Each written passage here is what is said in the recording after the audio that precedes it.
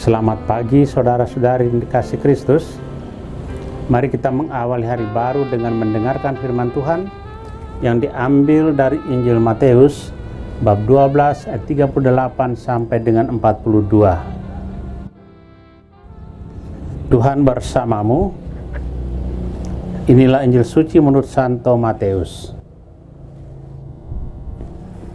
Sekali peristiwa, beberapa ahli Taurat dan orang Farisi berkata kepada Yesus, "Guru, kami ingin melihat suatu tanda daripadamu." Jawab Yesus kepada mereka, "Angkatan yang jahat dan tidak setia ini menuntut suatu tanda, tetapi kepada mereka tidak akan diberikan tanda selain tanda Nabi Yunus. Sebab seperti Yunus tinggal di dalam perut ikan 3 hari 3 malam, demikian pula anak manusia akan tinggal dalam rahim bumi 3 hari 3 malam. Pada waktu penghakiman, orang-orang Ninive akan bangkit bersama angkatan ini dan menghukumnya juga. Sebab orang-orang Ninive bertobat setelah mendengar pemberitaan Yunus, dan sungguh yang ada di sini lebih daripada Yunus. Pada waktu penghakiman, Ratu dari Selatan akan bangkit bersama angkatan ini dan ia akan menghukumnya juga.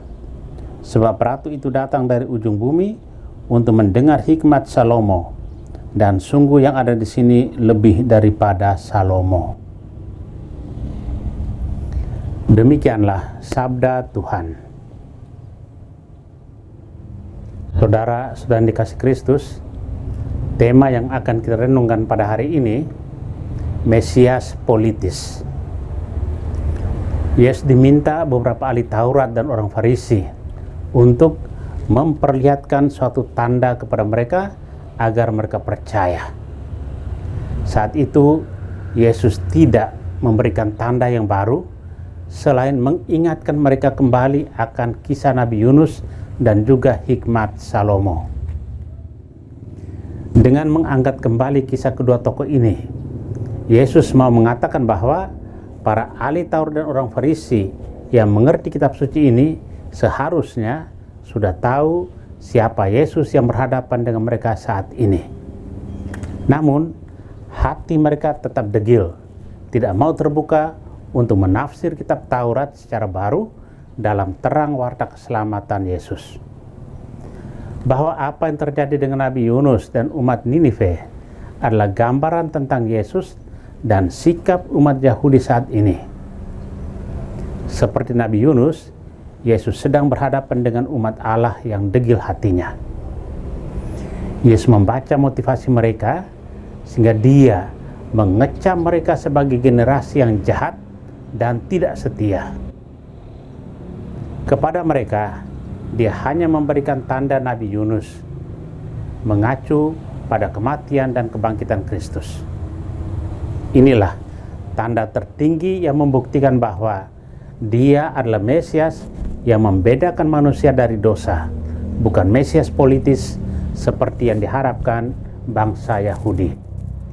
Yesus menantang mereka untuk beriman padanya, dan iman itu dibuktikan dengan bertobat. Jika tetap bertegar hati, maka kisah pilu akan terjadi.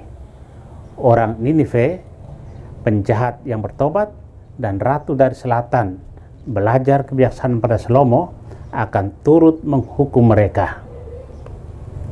Saudara yang terkasih, kita tahu bahwa akar persoalan itu terletak pada hati yang tertutup.